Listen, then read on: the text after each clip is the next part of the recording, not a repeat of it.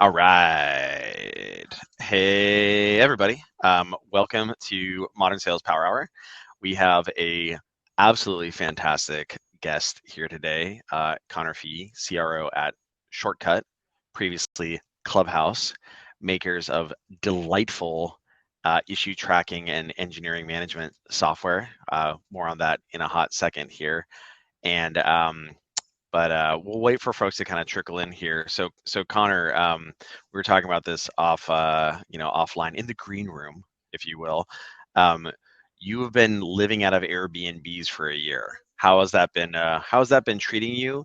And when are you going to come to your senses and stop doing it? Um, how's that been treating us? There's a couple of other folks at Shortcut actually that there's a channel called the Nomads channel, and we're not the only ones actually on this hilarious. The most interesting fact is we bought a car. We got 17,000 miles on the car. We did, it had zero when we started. So we've now That's a crossed the lot. country. We've crossed the country 3 times. So we drove from San Francisco to Raleigh, back to Napa, and we're now back in Atlanta. So we've doubled back a couple of times. Um, It was just a mapping error. Like we did our itinerary and Google Maps like got confused, and then we were just, hey honey, why are we driving back and forth across the country so much? I don't know, Google. Her office was supposed to open in September, and so Oh, originally, like, our plan was to be back, and then that got thrown out. So I mean, we a year in, there's like some things we're good at, there's some things we're not good at. I think we're both ready for some stability. I think the plan is to go back to San Francisco. Everyone keeps asking us like, "Oh, are you scouting places? Have you figured out where you want to live?" And we're like, "Well, we like San Francisco in the first place." hmm, So the plan is to go back. I think we'll probably end up back there in, my guess would be like March, April, or February, March, April, somewhere in there. We amazing. want to I try can't. to take advantage of ski season before we go all the way back. So Yeah, for sure. Actually, that's something I need to note down. That I'll email you about offline about Mammoth. Although your folks are in Salt Lake City, or sorry, Park City, so I don't I've know if you need never. to like go check out other ski spots. Cool. Well, so let's get into it here. Thanks everybody for joining for another episode of Modern Sales Power Hour. Super pumped to have everybody here today, to tackle your hardest questions, your hardest sales operations, sales leadership, sales strategy questions. We have an amazing participant here today to get into that. So just for people who are are like, this user interface this is not Zoom. What's going on here? This is Goldcast. One of the things that this is really Power Hour is designed to be is like super super super interactive. So you can see there's a little Q&A tab there. See, it says Q&A. Use that, because the whole point of this is for me and Connor to answer your kind of most annoying, stickiest questions right now. We'll get into some of the things that Connor is most expert at, aside from fleece vests. But please do ask questions. That's literally what we're here to do, is like get into your sticky topics. Um, so for folks who are not familiar, modern Power Hour is put on by MSP. MSP is the nation's largest revenue leadership community for sales management, sales and revenue operations, sales development, and related disciplines. The whole purpose of the community is to create an environment for our 25,000 growing members to answer questions they'd struggle to answer on their own, and help them see around corners they may not know about. This event is part of the way that we do that. Right? And so the way that we do this is through like amazing different events and things. We do virtual experiences, of which this is one, but we all do digital panels, master classes, things like that. We have a robust online forum, Google group, and then of course we do in-person experiences. We used to do in-person experiences. We will start doing in-person experiences again here shortly. But that's what we do with MSP. It's absolutely fantastic. So before we get started, the whole idea here is that this is not about talking heads, opining on XYZ. This is about actually answering tactical specific questions. The good news is that nobody here has a shortage of opinions on tactical questions, so that's really fantastic. And so what we want to do here is to answer your thorniest questions. We have fun ones that were kind of provided ahead of time, but people can also ask them live as well. And so the good news is that we have Connor here so you guys can get some actual good answers as opposed to the ones that you normally get from me. Connor, you want to give folks a little bit of a rundown of what you're up to recently, what you did the time before that, and the time before that, and why, and maybe why they should consider listening to you. Yeah, I mean, I wouldn't listen to me, right? Like, I think the first piece of I advice that I would. would give is like take everything I say and like I don't know, check it in Wikipedia or something. Um, Hi, I'm Connor. I'm the CRO at Shortcut. If you may have heard of us at one point, we were called Clubhouse. There was another company they called Clubhouse that got shut up. There was a whole thing. That's the We're whole now thing. called Shortcut. If you hate Jira and you're forced to use it, check out Shortcut. That's my like 2-second pitch. Prior to Shortcut, I was at a company called Clearbit. We did like data enrichment for most modern sales and marketing teams. I'm sure folks have heard of that. I've done everything from. I worked at Clearbit. You may have heard of it.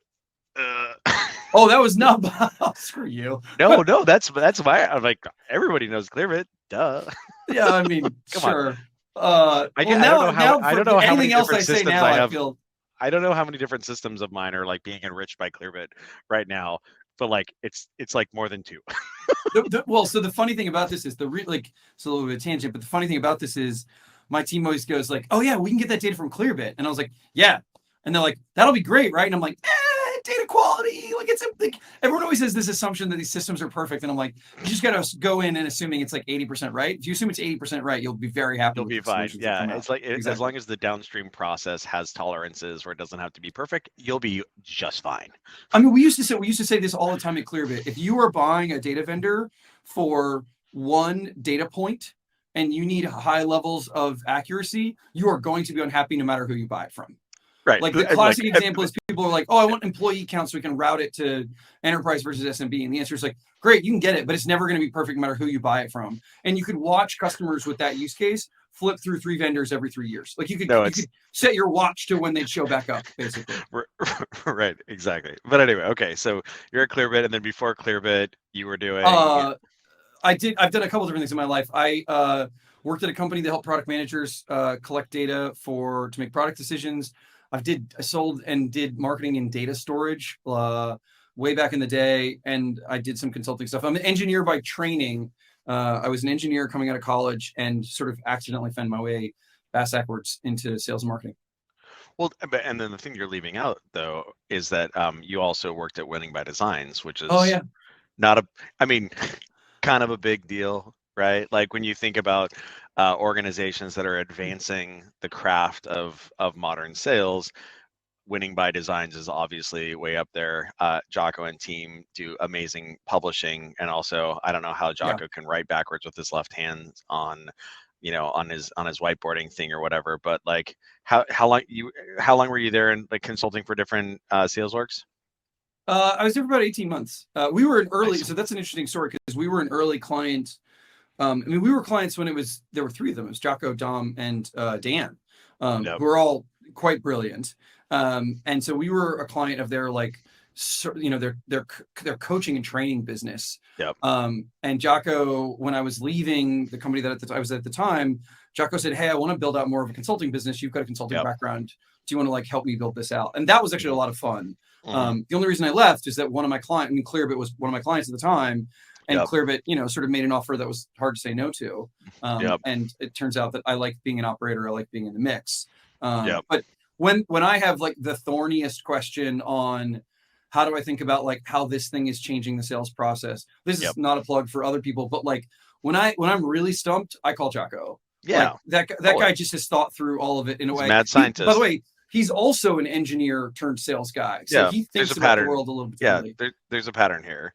Yeah, Yeah. it's like, yeah, when I think about people that I need to like help me debug some sort of sales motion or whatever, it's like Jocko or Jeremy Donovan or fill in Oh, the I blank, love that right? guy. Love him. Yeah. He's just up the street. He's in Atlanta now, or I guess he might not No, he physically he be here, works but for feels a Sales lot Law, closer but to me. he Yeah. lives in New York. But Yeah. yeah, so as everyone can kind of tell, Connor's a huge sales nerd, just like all of us. One of us. And I'm super pumped to have him hanging out today. So I think the first thing I want to talk about, one of the questions that was kind of asked earlier, is Clearbit sold to I want to say marketing operations, sales operations were probably the primary personas you guys were interacting with. Yep. And so now at Shortcut, you guys are selling to like, I imagine that the VPE is probably like, there's probably, obviously there's a self-serve component to it, but probably the ultimate decision maker, or at least maybe in organizations who are like, F this Jira thing, I'm fucking done, right? Like the person you're talking to is like a VPE or an engineering manager, whatever. Like what are the big changes there in terms of like selling to that persona? So it's not quite as simple as moving from like manager of marketing operations or director of marketing operations to VPE. In fact, Okay. what we find, what's interesting about, I mean, just to like the space a little bit, what's interesting about this is, so the end user has a lot more power than I've ever been used to experiencing. So if you and I think In about in developer tools, yeah, in, totes. in developer tools, right, Yep. or anything sort of supporting the development ecosystem, right? Yep. So I mean, Datadog, we literally have CI. stories of engineers who will quit when they're going to change from Jira to something else or something else to Jira. Like they're Mm, it affects like their daily life that much that there's a interesting. lot of like there's a lot of opinions there. Sure. What's interesting is that we will find that oftentimes the driver for change is not the VP or whoever. It's a small group of individuals within the org that are Hmm. unhappy with the tools that they're using, and Hmm. they'll go out and be like, "We tested these three. We really like this one. We've now got two teams on it. Hey, VPE, we need you to bless this." Right. And It's not tops down at all. and engineering product, whatever it is like more than happy to say great, whatever, as long as it makes the workflows work, like we're happy with it. Mm, Which is very different than we have to think about in sales and marketing. So if a salesperson comes to me and says, I don't want to use Salesforce, I'm like, I scratch too pad, bad. right? Like Yeah, you too can put bad. a layer on top of it that'll make your life better, but like yeah, like your opinion doesn't matter here. We're not going to change anything. Like, Um, sorry, so why aren't you on a customer call right now? What's going on? yeah. So that's actually very interesting. But I will say that how the buyers differ. So because you're talking often to a buyer, or you're talking more often, sales is more frequently conversing with folks that are maybe a little bit more junior, and more on the Mm. developer side. They're not as sophisticated a buyer, and I don't mean sophisticated like smart or not Oh, smart. they're I just mean very like they smart. They haven't just bought don't buy shit a 50 lot. things as Yeah. opposed to this is the second one I'm buying sort of thing. Right. And so we find ourselves doing folks sort of bifurcate into two groups, to be honest with you. Hmm. There are folks that are very, I'm going to try it. I'm going to use it. I'm going to feel it out. My team and I are going to test it. I don't ever want to talk to you. The only reason I want to talk to you is because I have an integration question or a setup question or a configuration question. Hmm. Um, and then the second animal is folks that are like, call it 40, 50, up to 100 seats that are like, yeah, we're not going to flip 100 Jira's overnight. What does an evaluation look like to teach Hmm. us, right? Like the common request we get is like, well, we need our trial extended. And then it's our job to say like, oh, have you evaluated this before? Have you thought about it? What are the metrics for success? And Hmm. a lot of times in a very non-defensive, and this is one thing I really like about the development community, is that they get Hmm. very, they're not defensive at all about not knowing. They're just like, I don't know, we've thought about that. Like, can you help? And that's where like Right. we get to transition to be It's much like more educational. a reality based conversation as opposed to like maybe a defensive based conversation where it's just like, yeah, because like that can be tough in disco sometimes when you're like Yep. doing discovery with somebody who like doesn't want to admit. I mean, this is the thing that so with Atrium, of course, like we sell to sales leaders who are of course the worst. No, just kidding. Wait, The wait, worst. Can confirm. wait. It's like the Shiny Spider-Man. object? It's the Spider-Man. It's the Spider-Man meme, right? Yeah. Like, did you just call yourself the worst? Wait, are you doing disco on me or am I doing disco on you? I can't remember Wait, who scheduled like this call. yeah, exactly. It's the battle of the talk ratios. Yeah, I think what can happen, this is why one of the things at Atrium is like we really, really, really focus on making sure that we do one-on-one disco and don't do any group disco, no group calls, Yeah. because like nobody wants to admit, right, that they've got this issue or that issue in front of other folks. And it sounds, and so like when we do it one-on-one, right, like we're talking with an SDR manager or whatever, like, oh cool, like, what are your challenges around like measuring rep performance? And they're like, oh yeah, well, like I have no metrics, and like I honestly no one's like trained me how to do that. But like if they're sitting in there with like their boss or Yep. whatever, they're gonna be like, Yeah. hey, I don't know how to do my job, right? Now the reality is that they don't know how to do their job and they need help and they need support. But like it's just kind of like and it sounds like what I'm hearing from you is like there's just kind of more intellectual honesty there, where it's like, yeah, I guess what should we be paying attention to, like when evaluating Shortcut versus moving off of Jira or whatever. I mean, I think That's interesting. we're in an advantaged position because Hmm. of the PLG nature of our business Yeah. that most of the folks that we're talking to have some inkling to do something. And to Hmm. that end, we're not doing, at our price point, at our current motion, we're not doing a lot of outbound. And Yep. so as a result, like, we're conversing with people who want to talk to us, who are trying to figure this thing out. And so, Hmm. yeah, it tends to be a really good question. I mean, the other thing I'll say here is, like, again, really big plug for Jocko and the Winning by Design team. But, like, we're pretty big sticklers about the, like, you got to ask a situational question to earn the right to ask a pain question, to earn the right to ask a impact question, to earn the right to ask a critical event question. And if you do those effectively, you just, even among developers who, like, probably didn't want to get on the phone with us in the first place, like, they are, you can just watch them open up as Mm. you've earned the right to ask those more complicated questions. You don't get to roll in and be like, so when is it you want this implemented? Like, that's not a Right. thing, right? You've got to Right. build that. But if you build that effectively, they'll be really honest and really direct and really helpful for you. Yeah, that's super fascinating. What is what is the if you can recall off the top of your head, the publication in which that is the Winning by Design methodology that you just described is published in, that would be great for us to throw in the chat. But I think what I'm hearing there is, like, this is the other thing that's really fascinating with us when we sell to sales organizations, so sales managers, sales operations, sales leaders, whatever. And so, like, it's one of those things where, like, you kind of walk into a singles bar and everyone's like, "Hey, we know why we're here, right?" And it's like same sort of situation where it's like, "Hey, well, we thought, like, I'm going to set an agenda." Literally, you like, it's like meta. You're like, "I'm going to set an agenda." Okay, great, set an agenda, great. And then it's like, "Hey, we're going to do some disco." And they're like, "Okay, sounds good. Yeah, that's what you're Yeah. supposed to do." And I'm here for it, right? Because, like, we know why we're here. And so what's kind of fascinating there is, like, everybody knows the game that's being played there, and so the AEs can kind of, like, I don't want to say like run fast and loose, but like what they can do is they can just, everybody kind of knows what's going on, so they don't have to be as ornate about it as what you're describing. But I would Sure. imagine in a situation where you have less sophisticated buyers or people who are not familiar with, like, the kabuki theater of sales, then you have to really do that well, right? Yeah. And Well, so I mean, one actually, of the, can you give an example of what you were like, the example of, like, of the situation question versus the pain question, and how yeah. that So, kind of works out? right. So, okay. Oh man, this is some serious, like, on the spot shit now, by the way. So, like, when I Just do pull this up your disco badly, question. when I Pull do up this your disco badly, questions in Guru. Jocko's going to be all over me. So, okay. So if we were doing this and you were like, you know, Here, I'm a VP. I'm a VP. yeah, I was going to say, you're like a senior engineering manager, right? Yep. I would want to ask a situational question with context. So I would say, oh, I saw you signed up last week. You've got Yep. 4 folks into the tool, and it looks like you've got about 15 people on the engineering org. Am I getting that right? Got it. Where Right. So, it's literally just like, it's literally just fact based. It's like, hey, I it's was just on fact LinkedIn. based, just situational question, just I fact saw I based. saw that. Yeah, that's right, Connor. Although we're going to be hiring 10 more engineers, and I think we might actually be we might be standing up like a third party dev shop in Monterrey, Mexico. Yeah. Listen, hey, if you can go do some visiting in Monterey, I think you're gonna have a great time, right?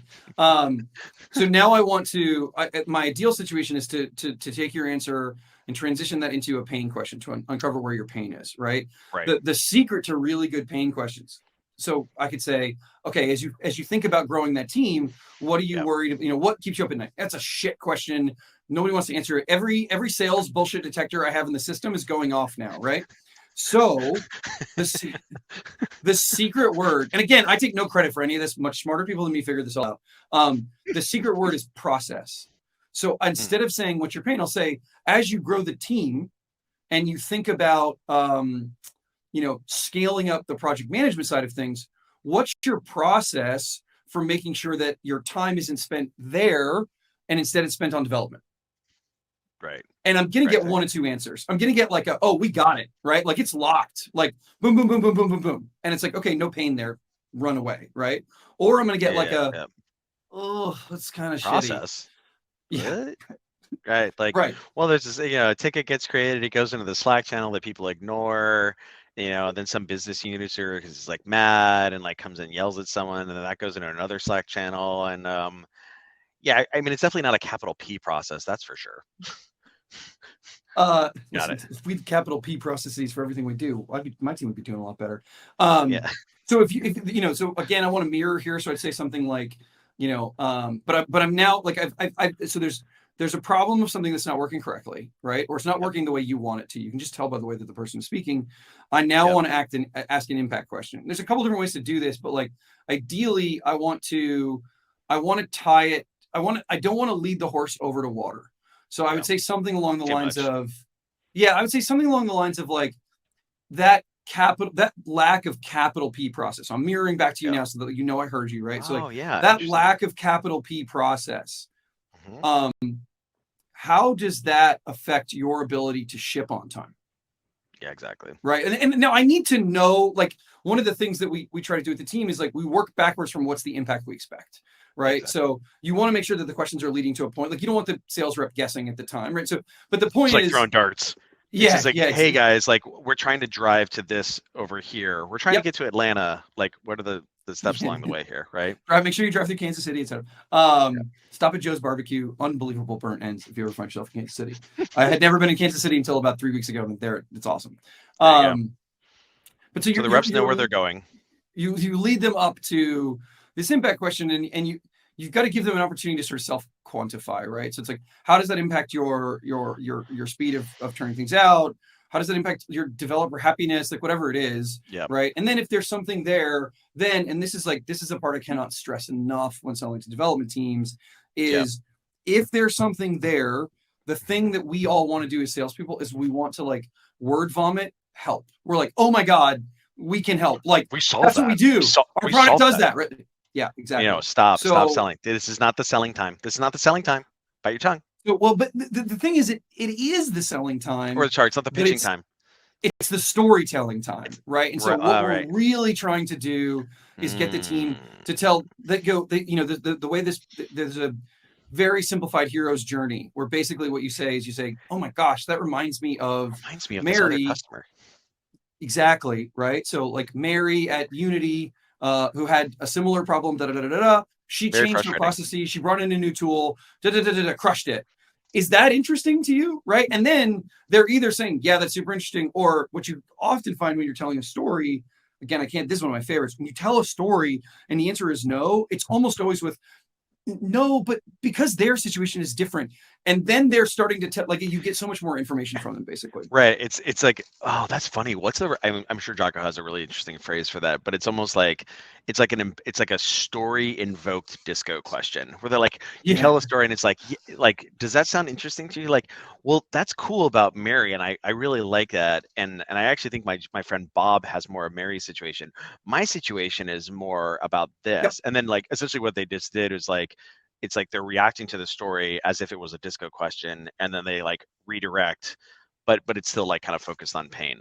So but what we find is that storytelling is really key for the developer community, right? Because it's like if we went into pitch mode, every sensor they have would go off, right? And so instead we tell them a story, and it's not intended to disarm them, right? It's intended to be like, here's a relevant example. Is that relevant to you? And it's just it's an approachable way to have that conversation.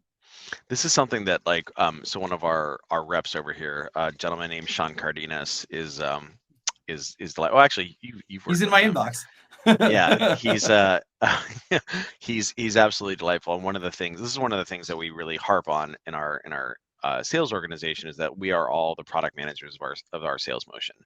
And so what I invite for the AE team is to do like kind of variations at the edges, optimizations at the edges, because sometimes things will work out better, and then we can like re-centralize that into like we can merge to master, right? Yep. And then have all the AEs doing that. And this is actually a pretty key value proposition of Atrium, is because like in addition to being able to instrument your sales organization or what have you, it also allows you to see and kind of get ahead of people who are like having problems. That it also can kind of show you like what the secret of somebody's success might be. Like, why is this person's ASP so much higher? Why are their conversion rates out of, to lit up data so much higher?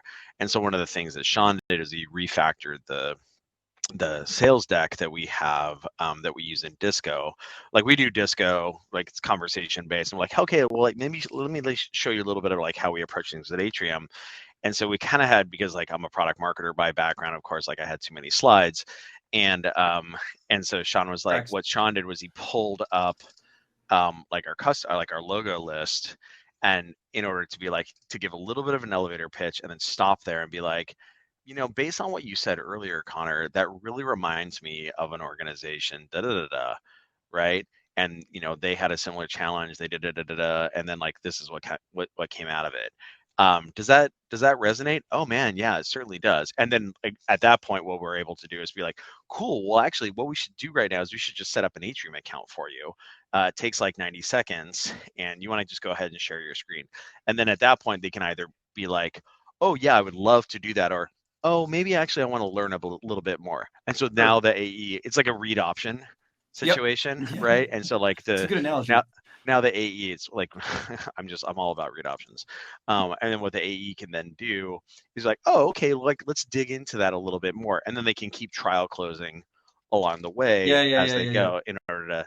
But I think the thing that's really fascinating there is that like it's almost like because the engineers have like such mega bullshit detectors or mega sales detectors or sales allergy, it really raises like how excellent the like the presentation has to be. How do you enforce that on your team? Because Well, like it's hard as an AE. You're like, oh, let me feature dump. yeah. So what's interesting is I actually think I actually think the bar is almost low. I think a lot of the people that are selling into the space are exceptionally bad. Ah, And even by being like we had a customer the other day who was like, interesting. "Holy cow! Like y'all should be our sales team. Y'all are amazing at this." And I had like a page and a half of notes of everything we'd done wrong in the call. And so I was just like, it was one of those moments where I was like, "What? You're not taking the notes What do that you, I'm what do you, taking?" what are you talking? And then the prospect is like, oh man, we had this like call with Circle CI the other day. I don't know anybody at the Circle CI sales organization, so please don't. I'm just like pulling one out of my ear. Where it's like, oh man, we just had this like call with like this API company the other day, and like, ooh, doggy, it was terrible, right? Yeah. Like, interesting. So So I think because it's I think so we get so a you're funny saying bar that like you there. guys are really tall midgets? Yeah. No. First of all, one of my sales guys is 6'5", so he's just a really tall. But like, I mean, we have a long way to get better, right? Like that's the Mhm, name of the game, right? Like when we go looking for reps to add to the team, when we go looking to hire folks, I mean, there are only a handful of things that are non-negotiable for us. mhm. And one of the three things that's non-negotiable is that not only should you be coachable, like being coachable, being coached should be like a core element of who you are. You just strive to get better. Seek feedback Yeah, as a, exactly. And not just so, and not just not bridle against it, but seek right, it. we have this like little like 5 level scale of like, and like 5 is like you crave it, right? You like Uh-huh. literally get off the call and you like gong it to your manager and be like, go to like 7 minutes in. I want to get better at that section. Like, what did I do right? What did I do wrong? Mhm. So we try to bring that into our culture. That's like an element of what we try to think about when we hire. And so as a result, like, sure, we're good at things, but I also think that there's not a person on the team that couldn't list out 5 things that they want to get better at. And I think that's an element of like what we try to strive for as an organization is just like, yeah, maybe we are tall midgets, but like for now, and ideally in 6, 12, 9 months, we're just talls. And we're just like good at the thing. But I think, yeah, I think it's time and practice and a commitment to continued improvement. Yeah. So let's talk about like PLG movements here because I think it's kind of related to like how the how those sales conversations go. Um, so maybe can you describe a little bit of um like how someone sets up a shortcut instance and then how it kind of like turns into a sales conversation? So our motion is still relatively immature today. We know where we want to go, but there's still some work to be done. Um, every I mean, there are a handful of people who raise their hand and ask for a demo, but the vast majority of our customers come to us. They sign up for a free trial. It's Hmm. basically like every CTA, every part of the website is all about the trial, right?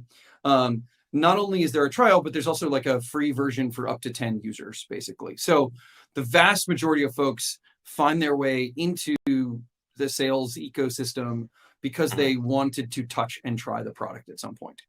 Hmm. Um, and what we've historically done is we've been pretty reasonable with outreach and offered ourselves up as product experts and there to support their evaluation period. And so a lot of what we were getting were people who, and this is pretty common, had some light technical question that they wanted to talk to someone about. And it's not a technical question like, how many API requests can I ship in a 10-minute window? It's usually something around, like, hey, I'm familiar with using Jira. I don't understand how this one thing works here. Or, I'd love to know, I see you have projects and teams. Like, how do we use teams versus projects, or, things like this. And that's like our in. That's how we get our foot in the door to a certain extent. What we're shifting now is we've brought on a couple of different tools. I feel like I should give shout outs when things are good. So we're a pretty happy customer of Mad Kudu, and we've been working pretty closely with a very early stage startup called Endgame, both of which are designed to help us do two things. Kind of really one thing, which is like identify the leads that we want to spend our time with. And so we're really trying to break our lead group into basically one of four buckets, right? Like folks that are never going anywhere, and like no matter what we do, it's not going to happen. Folks that we spend all of our resources on that. Yeah. Yeah. Right. I think we do spend a fair amount of our resources on that. But, trying to get out of that business. Yeah, exactly. Folks that are great, look like great fits, like we think should be successful, but their early engagement is quite low. And so how do we use sales? How do we use humans to sort of increase that engagement? Get them to a place where we can sort of move them forward. Exactly. Then we're looking at folks that are, really highly active, but maybe not the best fit. Those are folks we want to sort of like quickly and help get to a credit card situation, right? How do we help you get yourself into a purchase decision? It's like we got a Harry Potter situation going on here. We got to sort these people. Yeah, exactly. Yeah. And then finally, the last group is folks that like have really good looking fit and have lots of intent. And now our job is to go figure out like, is this a 1-team thing, a 10-team thing? Like how do we make that onboarding like as smooth as possible? One of the things we see, so Shortcut's really interesting, right? We are a lot like PLG, and in some cases we're not. And in this case, I say Shortcut's a multiplayer video game. You can't use Shortcut or Jira as like 3 engineers on a team of 50. It's not like Scratchpad where like one person could just be like, hey, I'm gonna like play around with this and like I'm way better at notes now or whatever. It's just it's like having, you can't have like one person using Workday. Like So like our job then becomes about making sure that customer goes from a squad or 2 to all 10 very, very quickly, basically, right? Like, how do we make that process as easy as it can be for everyone involved, kind of thing? Yeah. Yeah, that's funny. Yeah, the thing, did I share this with you? The article I wrote on layering a sales team onto a self-serve. Here, let me go ahead and chat this. I'm sure you did, and I'm sure I sent it to the trash can immediately and didn't do it. Yeah. Well, this is the next book I want to write is on this topic, and I unfortunately I haven't, like, I have a software company, so unfortunately I don't get to like write it. But it's kind of related topics where there's this the woman who leads sales at Dooley is a woman named Michelle Pietsch. I think I'm pronouncing that correctly. She was an early sales leader at Datadog. And so I think one of the things that people don't consider as much as they should is like OpenView Ventures has done this really amazing job of like branding the shit out of like PLG or whatever. But it's like, what does that even mean? And people are like, I don't know. It's like a way of life, right? Like PLG. Like, what do you mean? And I think like differentiating between something where it's like, yeah, this is like Dropbox, or like it's, something where someone can just like use it themselves, versus like a sales assist motion like Datadog, or like use Atrium as an example, right? Yep. Like you can't self-serve Atrium. Like you can self-set up an account, right? But like our product isn't at the point yet where you can just like get in there and like, turn it all on and like nerd out and whatever. And in part that's because our audience is like sales managers who are not necessarily sales operations people, or sales development people who are not necessarily sales operations people.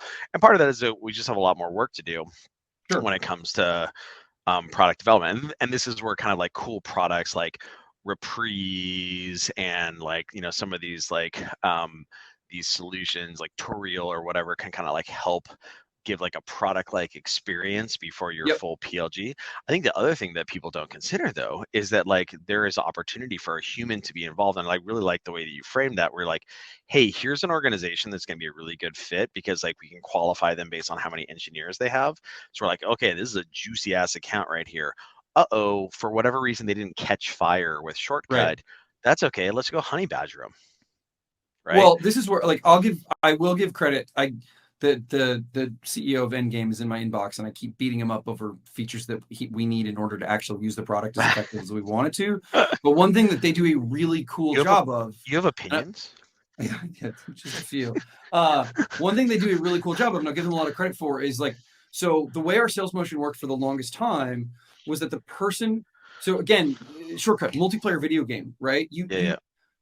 Once you sign up, right, you want 3 other engineers on your team to get involved in, like, kind of do some things, right? Like, it doesn't work if it's just you. So what we were always doing from a sales perspective is you signed up, so we were trying to get in touch with you, and you were our world, right? And there were other people in the back end database, but like we weren't doing anything with that, and we didn't really know much to do it. What Endgame is doing, and I give them a lot of credit for this, they're taking our segment data, and then they'll come back to us and say, "Hey, Pete signed up, but like Jennifer is the power user. Like she's inviting all the other people, she's writing all the stories. Like that's who you should be getting in touch with." And just yesterday, I was talking to Jared, one of our sales reps, and he's like, "Oh yeah, I got into an account that I wasn't able to get into because I literally just changed the person, and I'm now talking to a person who's like using this and trying to evaluate it for the team." And I was like, "Yes, like that's what I'm talking about, right?" Like, yeah.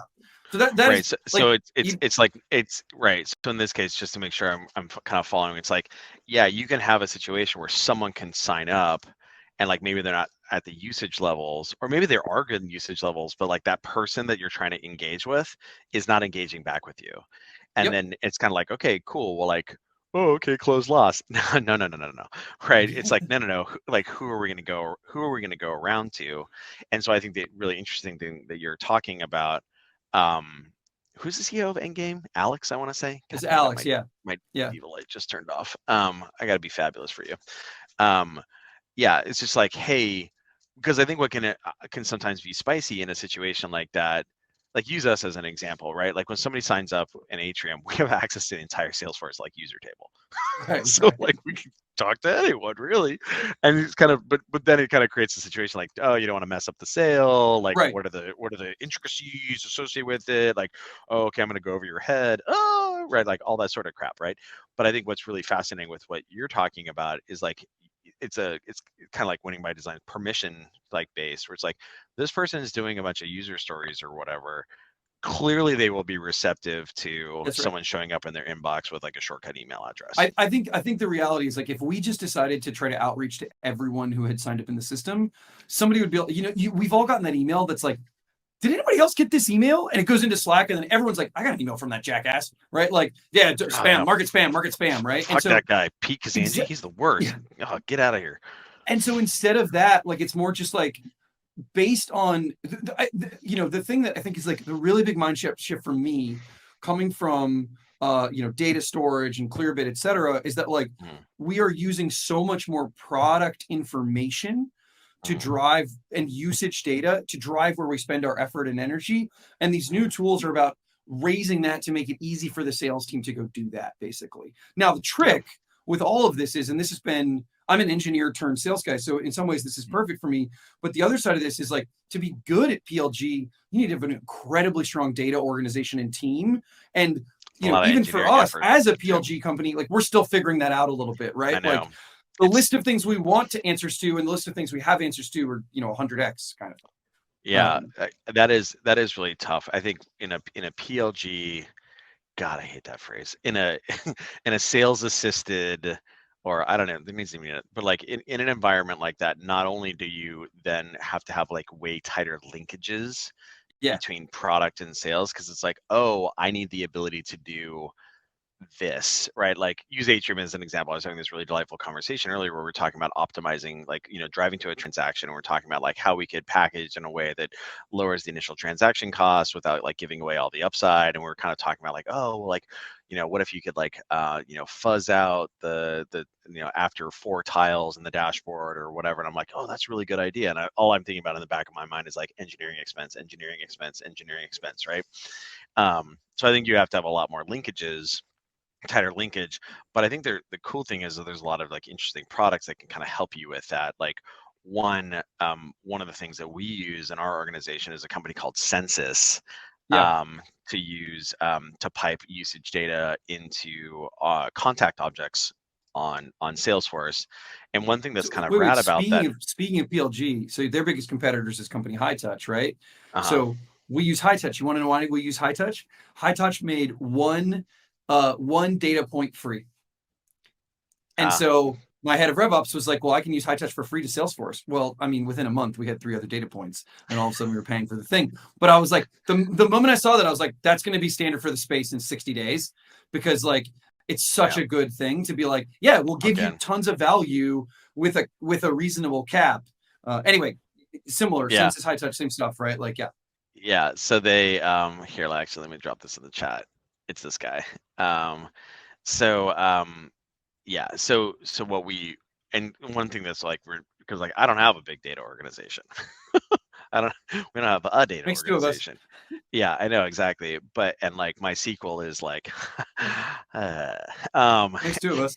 yeah, and but one of the things that I really love, and I think this is actually a really great insight for like SaaS companies in general when you're early on, is you can do like man or woman behind the curtain behaviors. So like census as an example, I probably have about like 30 data points that are on like the contact object at this point, because I've just worked with my CSM to extend the model, and then extend the model, and extend the model, and extend the model.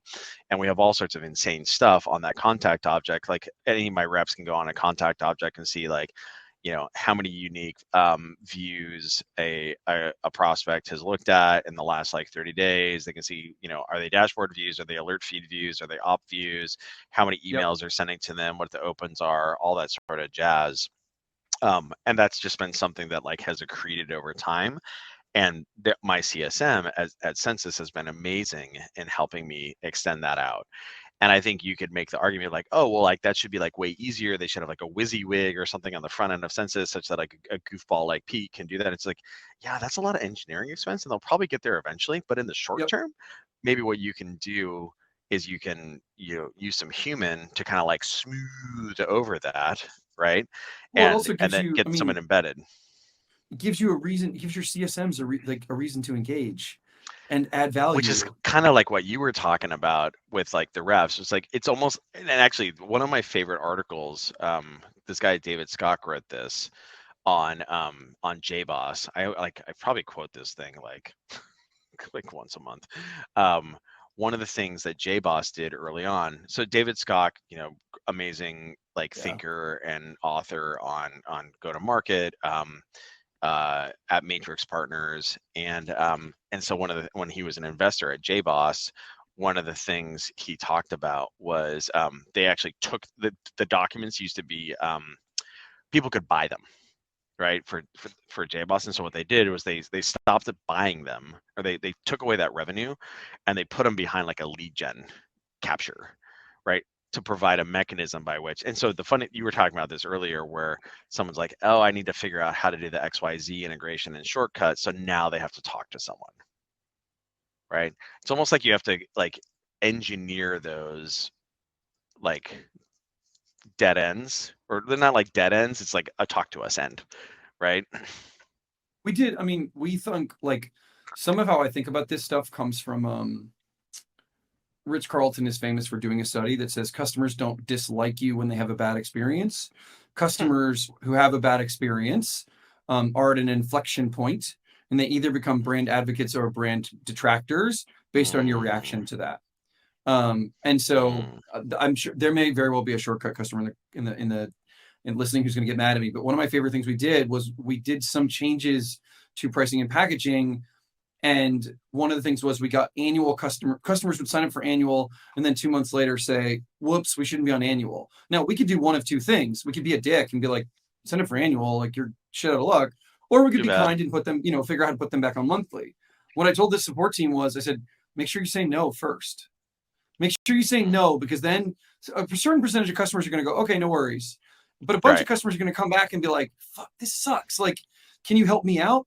and then I've already pre-approved, go do it. But now you're the hero for that Yep. customer, as opposed to like, sure, we'll do that for you. You've made the thing you've given them now in like not valuable. You've told the customer it wasn't valuable. It was so easy to do, so free to change. And so by Yep. interjecting just a little bit of friction, we've demonstrated for the customer that there is value, and then made the team look great because they look like they're going over and above to support the customer, basically. So a little bit of gamesmanship, but like, you know, I think I'm okay with the Yeah. world knowing that we're. Yeah. So I think there's some interesting questions there. Is like how you can introduce that into your maybe introduce that into your product in a way where it's like it's not dead ends, but it's like a little bit of friction there where someone can like then raise their hand and be like, oh, okay, cool. Well, like now you have to talk to sales, Yep. right? Or like, oh, okay, well, like let me go talk to my boss.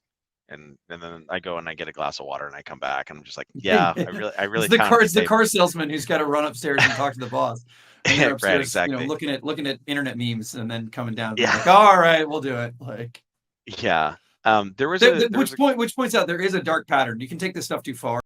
So like, let's not subscribe to that, right? Like, we're not trying to be car salespeople by any stretch of the imagination. Yeah, I think so. Jess had an interesting question about this. Is you were talking about kind of this well, we're kind of talking about the friction points where somebody has like a lightweight technical question, and then that's the point at which they engage with sales. Jessica asked a question about like who's the role that's answering those questions? Like, what's the type of human?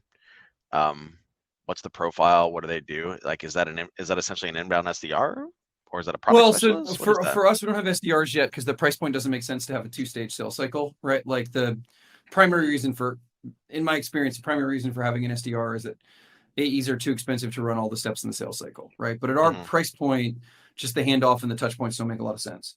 Um, it's our right now what it is, frankly, is it's our really early sales reps who have just a ton of product knowledge under their belt. Hmm. I think what's going to happen, and one of the things I did when I joined Shortcut, I had a conversation with my boss, and I was like, just so you know, this is a PLG company, and I'm not a PLG expert.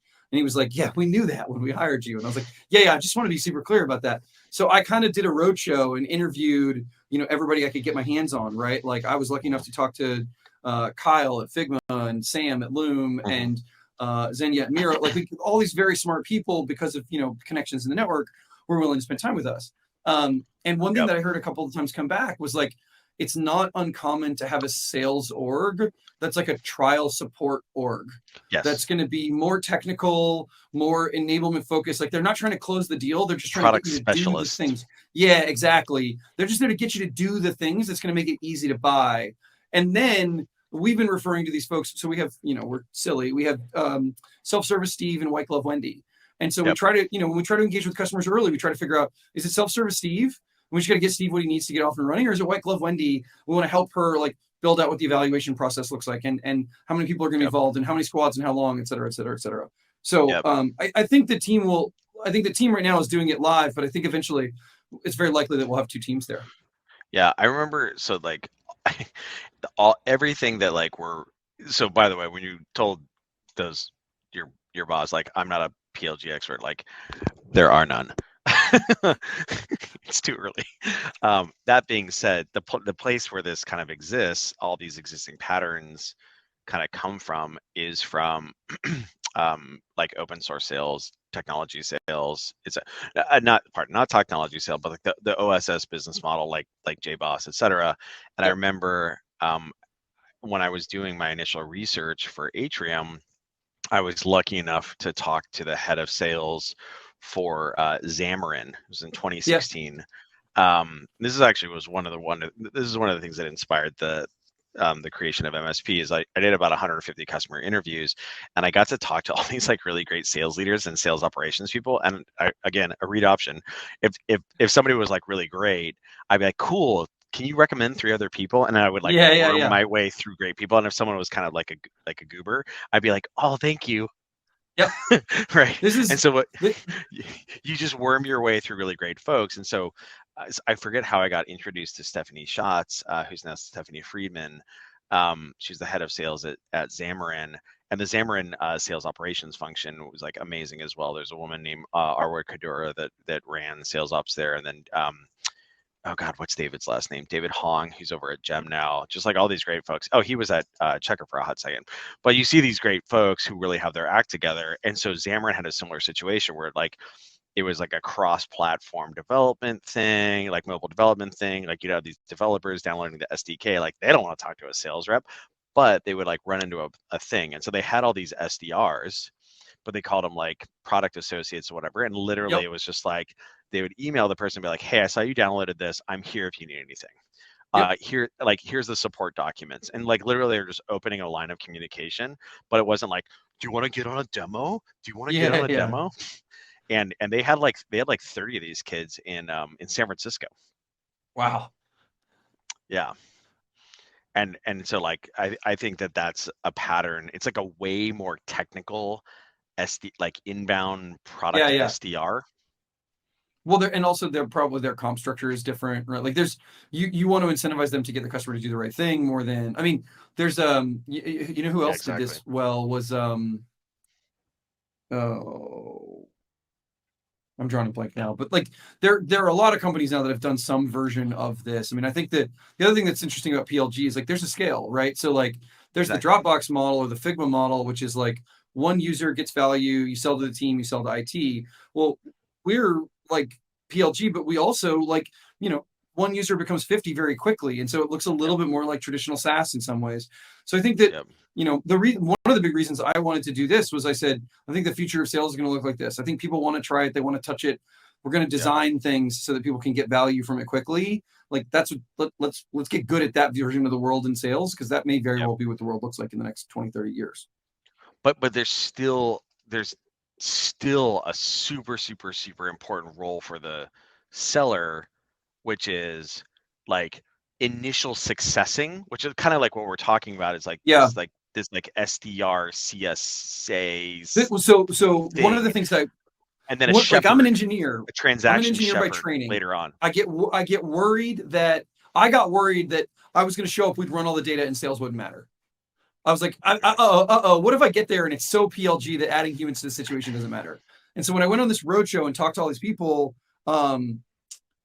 it wasn't Kevin. There's a couple of folks at Product Board that were really helpful and smart, but there Yep. were a couple of folks along the way, including Product Board, that said unequivocally that they run every A/B test they could get their hands on, and every time a human was involved, the results were better. And it Yeah. like they had to figure it out. It didn't come on day one. It was like trial and error, but like every single time, humans would increase the rate, increase the ACV, accelerate the sales cycle, you know, increase retention, whatever it was.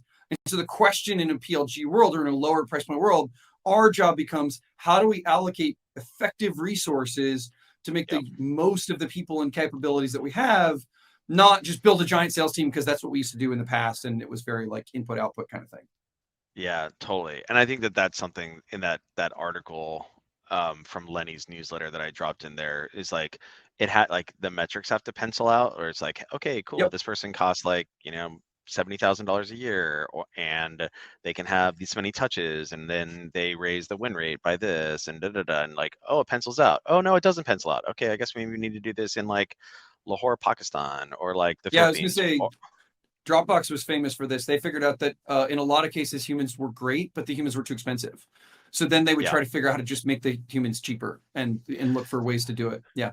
Yeah, and I think well the challenge with Dropbox, as you know, you can kind of talk to a lot of the early sales leaders there, is that there was a little bit of like cultural misalignment where it was kind of like, yeah, no, we're gonna engineer this, right? We're gonna engineer this out of existence, which Yeah. is the funny thing about that is like, but should you, right? I think that that's changed. I think 10 years I ago agree, when Dropbox was which is taken great. off, that was the mental model of every founder that could come up with it, right? I I think think it, founders yeah, recognize, and VCs in particular are also guiding them now to be like, that's not the model. Like, don't fight the sales org. The sales org yeah, is going to like make you really good. let's spend our engineering effort on like other things, and then we can like smear some human on the front end there in order to take off the rough edges.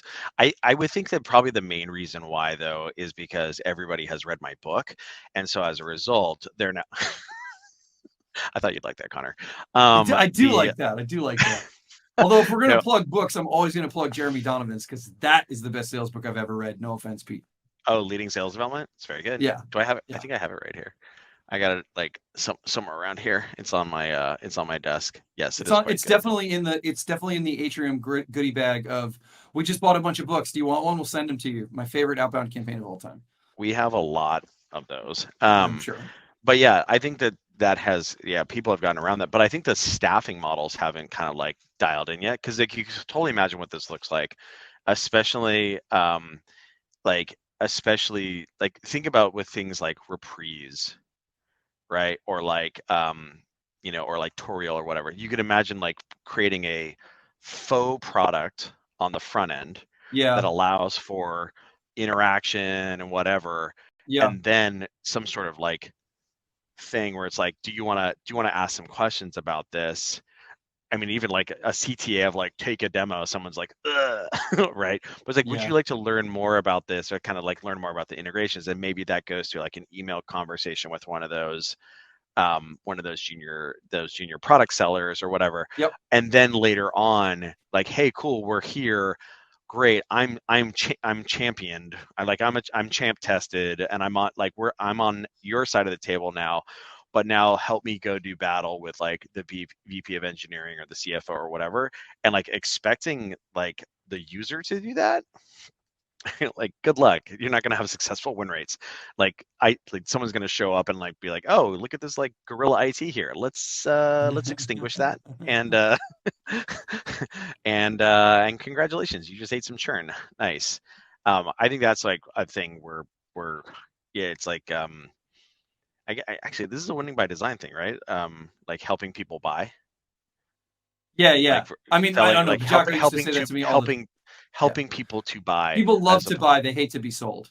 Right. right. Like, just make sure you have something that you want, and then be there to help them buy. Like, yeah, it's a mindset shift, right? Like, but yeah, Jocko used to yell that at me all the time when I was trying to sell things.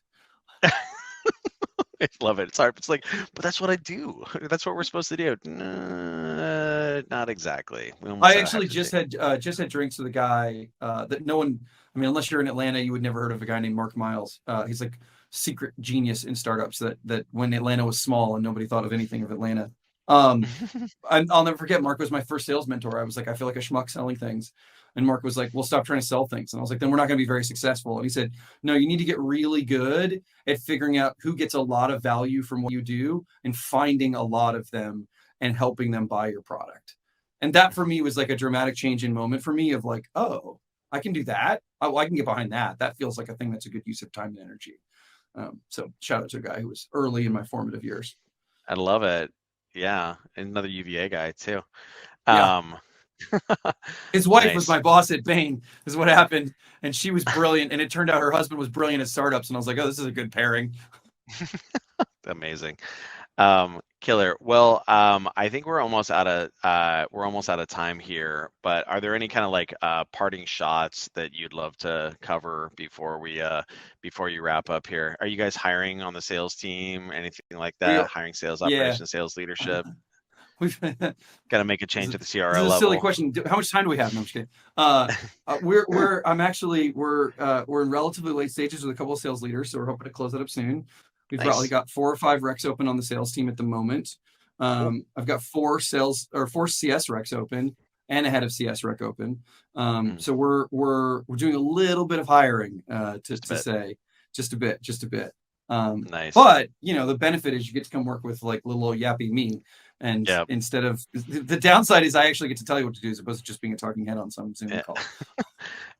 Amazing. Well, I think that folks could do a lot worse than to work with you, because obviously you really heavily think very deeply and like in an organized fashion, very like process oriented about like sales innovation and sales excellence, and like I know this from my friends who work at Clearbit.